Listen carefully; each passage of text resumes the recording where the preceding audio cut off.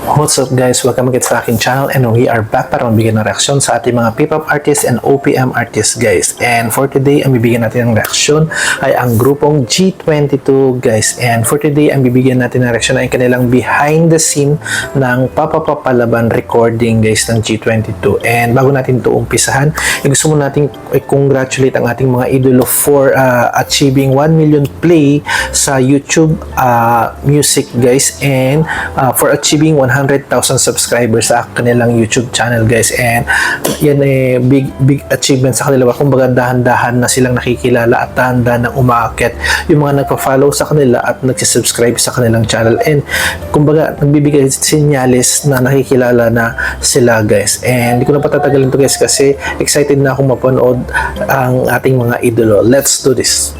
Okay. G22 Papalaban. Okay. Nagvo-vocalizing sila.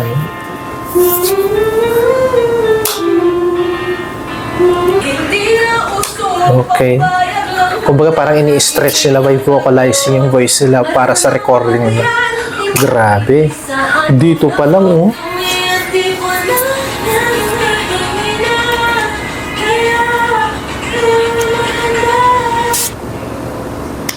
Hey, of course, AJ. With Flip, kasi gagawa tayo ng kanta. Sobrang excited yan. This is your first song with Flip. Also, wrote the rap part for it. And Grabe yung ano niya, no? Yung fashion niya. Parang may pagka-boyish ba si AJ? song, and ginawa sa bukas the record. And yeah, we're just Wow. get, kasi hindi lang dito guys, that was At the same time, parang may pagka-boyish na may pagka-cute yung ano niya, atake niya. next time. Hope you guys abangan nyo ang aming new single and so share that. Okay. Filipino killer, Filipino winner. It's jazz. Wala sa naa, we independent working our way up. We Filipino killer, Filipino winner. Grabe talaga yung boss ni Jazz. Ang sarap talaga pakinggan. Kami ang tipo na hindi Grabe, wala pang ano yan, ha? Wala pang ina-adjust. nasa makamisa. Kami ang tipo na hindi na uupo at maghihintay lang. Wow. Kami ang tipo na hindi mahina. Kaya ay maghanda. Yung may napakasweet ng boses tapos may growl siya. Bagay na bagay sa kanya. No?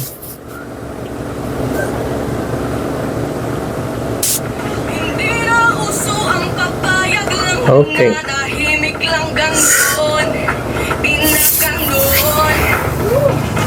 Ito na ang mga palaban. Di basta mapapaan. Wow. Marunong tumaya sa sariling Power vocal talaga si Alpea. at galing na hindi mo kaya. Kailangan mas ano, if you really have to express your face, Gibson, kasi hindi ka na kayo man.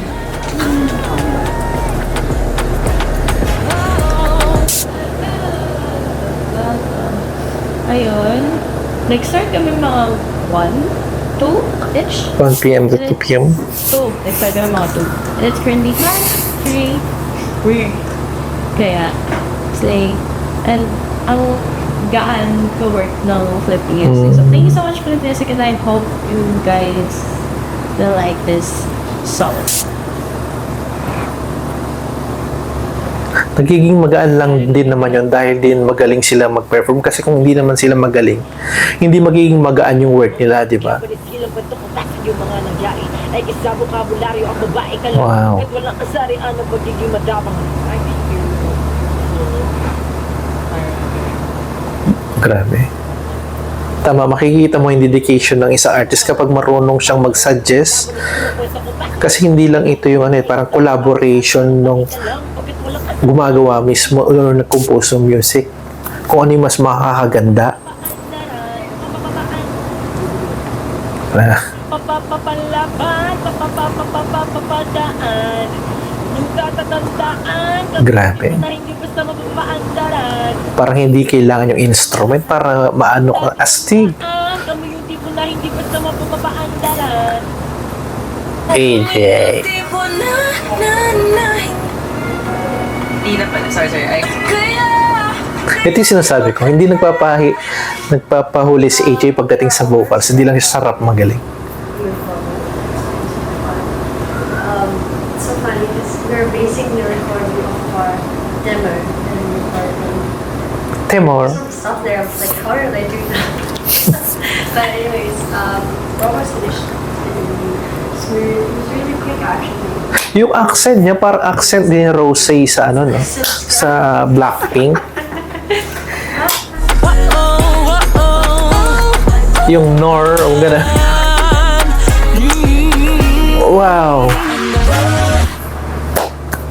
That's it guys, katatapos ko lang mapanood ang kanilang behind the scene ng pag-record ng kantang Papapalaban ng G22 and grabe, nakaka-believe sila, no? Acapella pa lang, yung hindi kailangan ng instrument para mapabilib ka nila, yung atake nila, yung professionalism nila, no?